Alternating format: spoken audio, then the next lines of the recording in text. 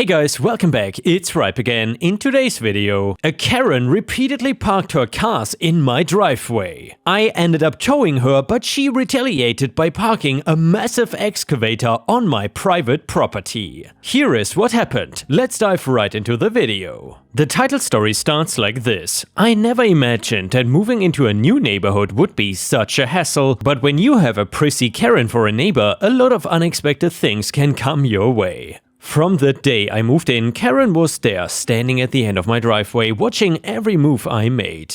I tried to be friendly, offering a smile and wave, but he just scowled at me and turned away. It was not long before Karen made his demands known. And by the way guys, I quickly want to mention, usually I try to edit the stories I find on Reddit for grammar mistakes and so on, as well as changing the names to keep the stories anonymous. So in this case, the guy in the story actually had a male name, but I replaced it with Karen. Anyway, he insisted that half of my property belonged to him, and therefore he had every right to park his cars on my driveway. I was taken aback by his rudeness, but I tried to reason with him, explaining that I needed a space for my own car. However, Karen would not budge. He claimed that he had too many family members and too many cars, and there was simply not enough space on his own property. So he started to park his cars in my driveway, blocking my car in and making it difficult for me to come and go as I pleased. Every day I would come home to see his cars, even after I had repeatedly asked him not to. I was frustrated and annoyed, but I didn't know what to do. Karen seemed like the kind of person who would not back down easily, and I didn't want to cause any trouble in the neighborhood. However, his cars were starting to be a huge problem for me, considering they were neither small by any means, nor Karen seemed to give a damn about how I will park my own car. One day it got so bad, I saw his car had run over some of my plants that I tried to grow. The very next day I stormed over to his house, determined to give him a piece of my mind. When he answered the door, I could see the smug look on his face. He knew exactly what he was doing, and he reveled in my frustration. "What's the problem?" he asked, his tone dripping with sarcasm. "The problem is that not only are you parking in my driveway," I said, my voice rising in anger, "you are damaging my property while doing it. If it was one car, I would understand, but you just park a bunch haphazardly." Karen just shrugged as if he could care less about what I was saying. "Listen, I need the space. You have plenty of room on your property, okay? Seems like a simple equation to me. If only you would stop being a whiny witch about it." I couldn't believe his entitlement, and then he said something that made my blood boil. "You Mexicans stole our jobs. The least you can do is pay us back by giving us some of your land. And it's not like you were doing a good job of taking care of your property anyway. What does it matter if I ran over one or two of your pathetic plants?" "I've had it with you," I said, my voice shaking with anger. "You need to move your cars off my property now." Karen just laughed in my face. "You go back to your country where you belong and have this argument there," he said. "You're not welcome here, and none of us have time to deal with your whiny behavior." I was speechless. How could someone be so insensitive, ignorant, and racist? I didn't know what to say, so I just turned and walked away fuming. From that day on, I avoided Karen as much as possible. I did not want to deal with his rudeness or his bigotry, but every time I walked out of my house and saw his cars parked in my driveway, I could not help but feel like he was taking advantage of me simply because of my ethnicity. The situation between Karen and me was so bad, and it seemed like there was no end in sight. Months passed, and Karen's behavior only became more intolerable. He would shout at me whenever I stepped outside, and he would make rude comments about my appearance and my lifestyle. He would sneer at me when I walked past, muttering under his breath about how I did not belong in this neighborhood. I felt like I was constantly walking on eggshells around him, never sure when he would explode with anger. Karen also started making overtly racial comments, telling me that I didn't deserve to live in this neighborhood because I was Mexican. He accused me of stealing jobs and resources from so-called real Americans and threatened to do everything in his power to throw me out of the neighborhood. I was scared and frustrated. I didn't know what to do. I had tried talking to Karen, but he seemed to have no interest in listening or compromising. And now his behavior was becoming outright hostile and threatening. I knew that I had to do something, but I didn't want to escalate the situation any further. I did not want to bring the police into it or make things worse for myself, so I tried to keep my head down and go about my business, hoping that Karen would eventually get tired of his petty behavior and just move on. But every day it seemed like he was becoming more and more determined to make my life a living hell. After weeks of this constant harassment, I had finally had enough. I called a towing company and had all of Karen's cars towed away from my property. When Karen found out what had happened, he was furious. He came storming over to my house, shouting and cursing at me. "You have no right to tow my cars," he yelled. "I will sue you for this, you'll see." But I refused to back down. I told Karen that he had no right to park his cars on my property without my permission, and that I was well within my rights to have them towed away. Karen continued to argue with me, but I stood my ground until he eventually walked away, but not without a threat of showing me my place. Just when I thought things had finally settled down for me, Karen found a new way to make my life miserable. One day, I walked outside to find a massive excavator parked in front of my driveway, blocking me from leaving my own property. I knew immediately that it was Karen's doing. He must have been furious that I had his cars towed away, and this was his way of getting back at me. I was absolutely livid. After everything that Karen had put me through, I knew I couldn't just let things settle down between us. I needed to get revenge to show him that he could not mess with me and get away with it. So I came up with a plan, a grand, petty and hilarious plan that would make Karen furious but would make me laugh every time I thought about it. I decided to hire a professional graffiti artist to paint a massive mural on the side of my own house, featuring a cartoonish caricature of him surrounded by symbols of all the things he hated, including my Mexican heritage. When Karen came outside and saw the mural, he was absolutely livid. He screamed at me and cursed at me, threatening to call the police and have me arrested. But I just stood there laughing at him and enjoying the sight of his furious, pathetic self because there was nothing he could actually do. It was my house the graffiti was on, not his, and that was just the beginning. Over the next few weeks, I continued to play small but hilarious pranks on Karen, like putting up a fake for sale sign in his yard or filling his mailbox with glitter. Each time Karen would scream and yell, but I would just laugh and walk away, feeling satisfied that I had gotten my revenge. Eventually, Karen realized that he could not beat me at my own game. He stopped harassing me and started to leave me alone, knowing that any attempt at retaliation would just result in more embarrassing and hilarious pranks. In the end, I realized that revenge was not the most mature or responsible thing to do, but it sure was satisfying and it helped me to feel like I had taken control of the situation and put Karen in his place. And who knows, maybe Karen learned something from the experience too. Maybe he learned that bullying and intimidation don't work and that sometimes the best way to deal with a difficult neighbor is to just laugh in their face and move on with your life. The peace and quiet that followed my revenge was a welcome change. But I knew I needed to take further steps to ensure my safety and the safety of my property. Karen's behavior had been escalating and it was clear that he would not stop unless there were consequences. After discussing the situation with a lawyer, I decided to go to court to get a restraining order against Karen. I had documented all of our interactions, including the racist comments he had made and the damage he had caused to my property.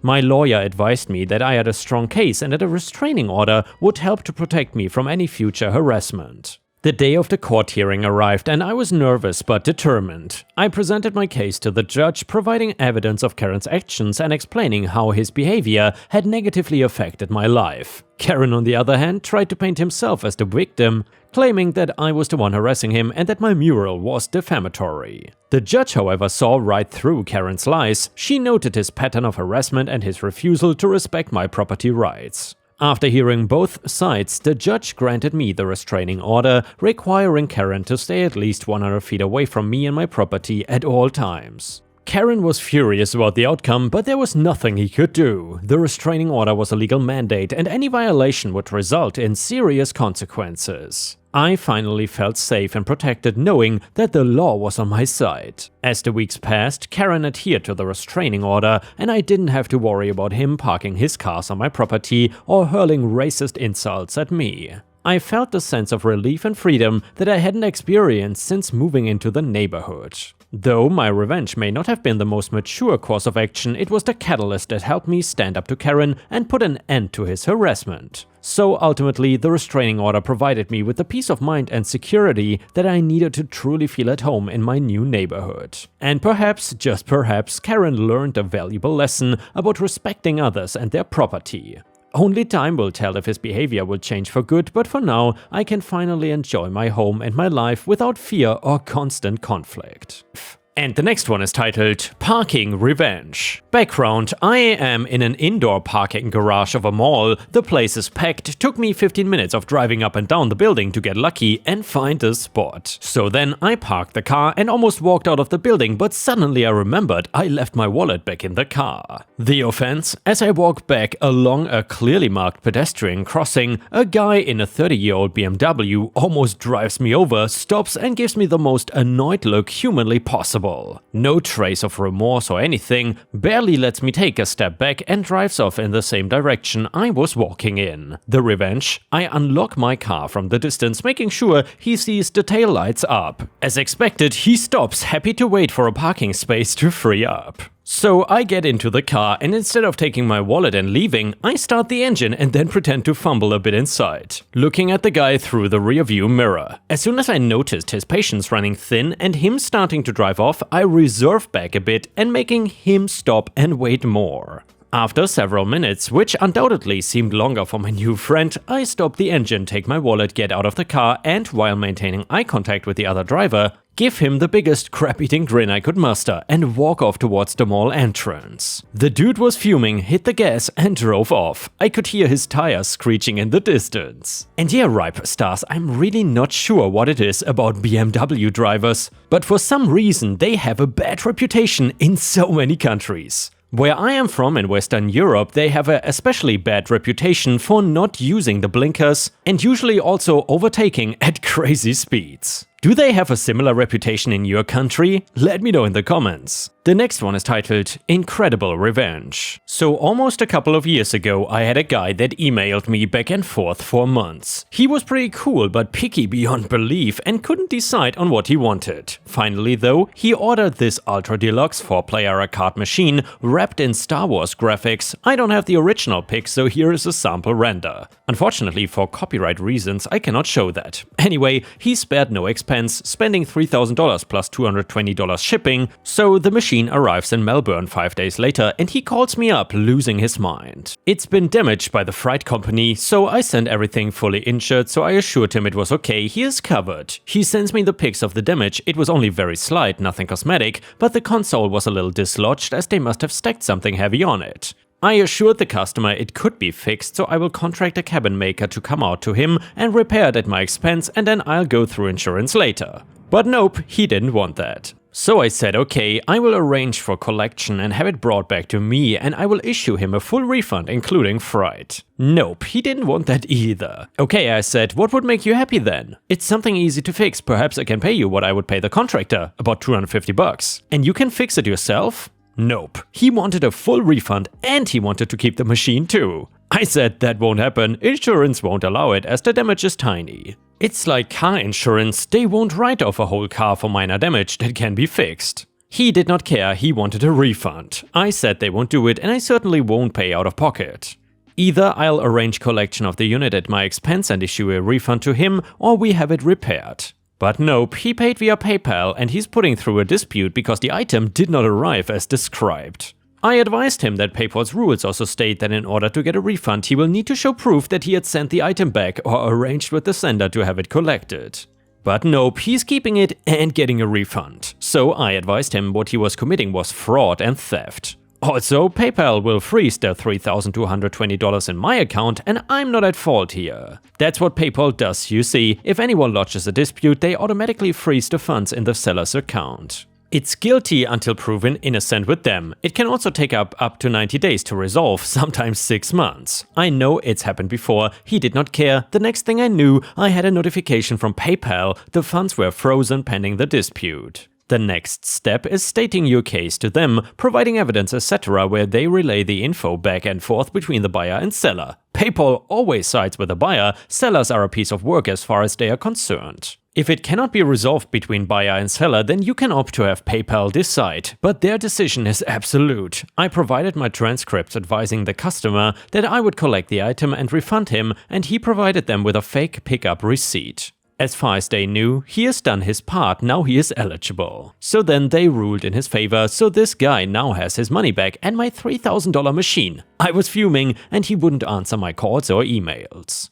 I'm a big guy and I had a rough upbringing in a tough neighborhood, so I was about to jump into my truck, drive the 900 kilometers south, knock on his door and watch him crap himself as I repossess my machine. But my wife, being the voice of reason, calmed me down and said to try the legal avenues first. Coincidentally, he emails me 3 days later and says the computer in the machine stopped working. I replied, "Which effing planet do you live on where you steal an item, then complain it doesn't work?" He lolled at me and said he had an IT guy. A few days after that, I get a call from a guy saying that his friend bought an item and the hard drive is dead. It was his IT guy and I don't think he knew the whole story. I asked him to find the serial number, it's just the date it was built and the iteration, for example some random number. He read the number out loud and I said, "Oh, it's in warranty, send it back and I'll send a fresh new one." He bought it and sent it back. Now note that he said the HDD was dead, that's a good thing. If it had been the computer, he could just use anything else and use the HDD as a backup. But since it was dead and now I had his computer too, he has to buy a new system which would set him back at least $450, but he still couldn't play games in it. You can download the apps, but there's a ton of config work and button mapping, etc. So the IT guy calls me a few days later asking for the computer and I told him the story and that nope, he can go F himself. He also lolled and asked how hard it could possibly be to just download some crap. See, what he didn't know is that I have a little failsafe built in. The encoder I use is not mapped to the default keys on the apps. I basically changed everything around on the hardware to stop people trying to just clone it. It's not hard to get around, but most people are not familiar with the nuances of emulators. Inevitably, I get another call a few days later from a different guy saying that he had built his own machine but couldn't get it working. The symptoms were exactly that of trying to get my controls working on a different system. It was definitely the IT guy fishing. I played dumb and said I didn't know, sorry. Now this guy had an empty, useless cabinet, so he left me a 1-star review on Google. It's since been removed, but it read something like, "Poor quality build, flimsy, system doesn't work, don't buy from these people." I was about to jump into my truck again and drive down to that F face. But again, my wife is like a bucket of ice water to my fire. So I wrote a long letter to PayPal attaching all of my evidence of his fraud. Then I responded to the 1-star review with attachments to the emails and his admission to committing fraud. Also, I displayed his name and email to smoke him out. He immediately called and said, "Look, no hard feelings, okay? But I received a damaged item and I'm entitled to compensation. Remove my details." He was getting spammed relentlessly, but he seriously believed he did nothing wrong. I told him to go F himself and to enjoy his useless machine. I was still burning though. I forgot about it after a few weeks, PayPal didn't respond, so I cut my losses and moved on. But then something beautiful happened. It's as though the universe aligned and said, "Hey dude, we're not gonna crap on you today. Here, take this gift on a silver platter."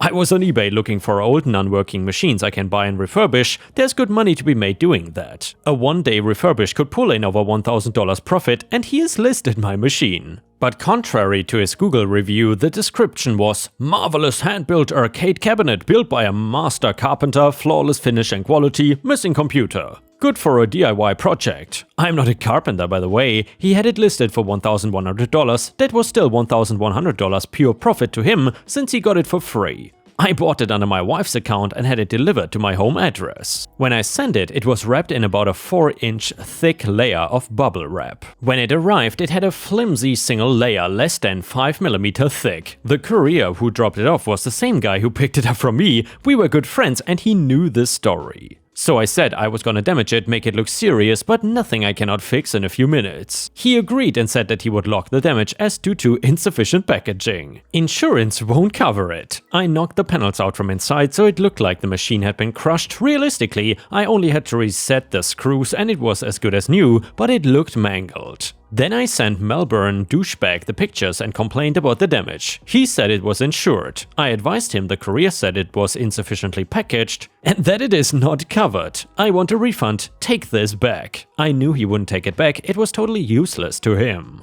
He said he didn't want it and he will refund the freight. I said nope, I cannot do anything with a damaged machine. If he doesn't do anything, I'm filing a PayPal dispute under item not as described. He was not happy, played the victim, played on my sympathy, still not realizing who I was. Eventually, after offering me partial refunds and getting rejected, he relented and told me to keep it and he would refund me in full. He must have realized that his greed was not worth it and it cost him nothing. So now I had my machine back and I was happy this was over with. Still pissed at this guy's audacity, but meh. That's not the end though, it gets better. Oh, does it get deliciously better. Someone at PayPal Business had finally read my complaint. Since I do a lot of work through PayPal under a business account, there's kind of a concierge service, although not really, kind of like a priority service. They actually went through my complaint, verified that his pickup docket was actually a year old and unrelated, and read the transcripts of him intending to keep the machine and get a refund. They then refunded my money in full. Now I had my machine back and $3,000 of his money, and he couldn't do anything because he got caught for fraud. You cannot dispute anything if you get caught for being dishonest. He called me up losing his mind. I laughed and said, sorry mate, it's karma. It's purely up to my goodwill to refund you. Go suck a doorknob. He pleaded and begged, swore a lot, pleaded more, and said I will think about it. Legally, he had no leg to stand on, but I have scruples. I donated all to charity on his behalf. I sent him the receipt, he lost his crap some more, but now there were kids with food and clothes because of his douchebagness. So, Michael, eat a cucumber. And yeah, Ripe Stars, I gotta say, props to OP, absolutely brilliant revenge. And also, I can definitely sympathize here with OP, because if you sell stuff, let's say on eBay or whatever, and you are using PayPal, it can be a real hassle to deal with customers that have issues with the order. Even if you did nothing wrong, usually PayPal F's you over. And with this, we have reached the end of the video. However, if you cannot get enough of my content, please check out my endless playlist, where you can find thousands of hours of content. In addition, please don't forget to subscribe to my channel to not miss any of my daily uploads. Thank you so much in advance, and I hope to see you again tomorrow.